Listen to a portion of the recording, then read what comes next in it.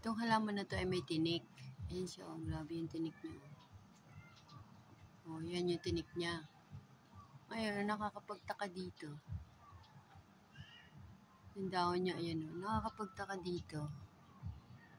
Yung bunga niya. Hindi ko mahawakan ng buti kasi matigas. Ayan oh. Para siyang saging na pinutol. Alam mo yung saba? Yung saba na saging, pinutol, natira yung tangkay. Parang ganito siya, oh. Yun, oh. Tapos, makinis naman siya dito. Oh. Para siya saging na saba na pinutol na natira yung tangkay. Makapal siya, yung makapal, oh. Kung anong klaseng halaman ito.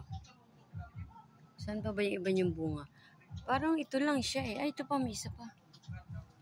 Hindi siya bunga. As in, bulaklak talaga siya. Meron pa isa. Ito. Para siyang kandila, oh. Para siyang kandila. Anong halaman kaya rin? Natinik na ako. Ano kayang halaman ito? Yung dahon niya, yan, oh. Alam niyo ba yan? Pwede sabihin niyo sa akin kung anong klaseng halaman ito? I think pag diniinan ko ito, may katas ito sa loob.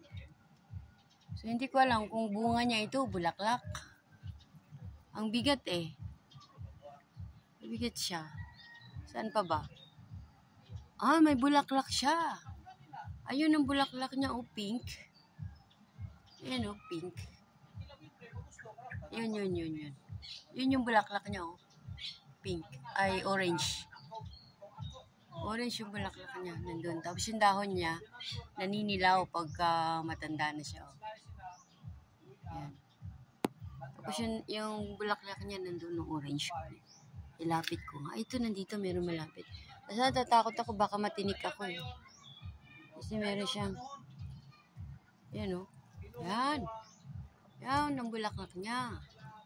Saka meron dun isa. Oh, yung bulaklak niya.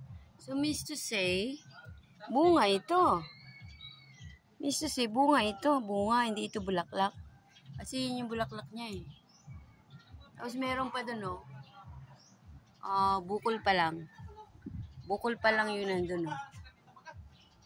Ayan, oh. Bukol pa lang yung bulaklak niya, oh. So, ganyan siya. Tapos yung,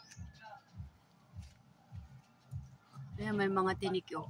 May mga tinik yung kanyang puno. Ayan. Ayan, may mga tinik siya. As in, matulis talaga. Kasi may bulaklak na naman ulit dun, oh. Right.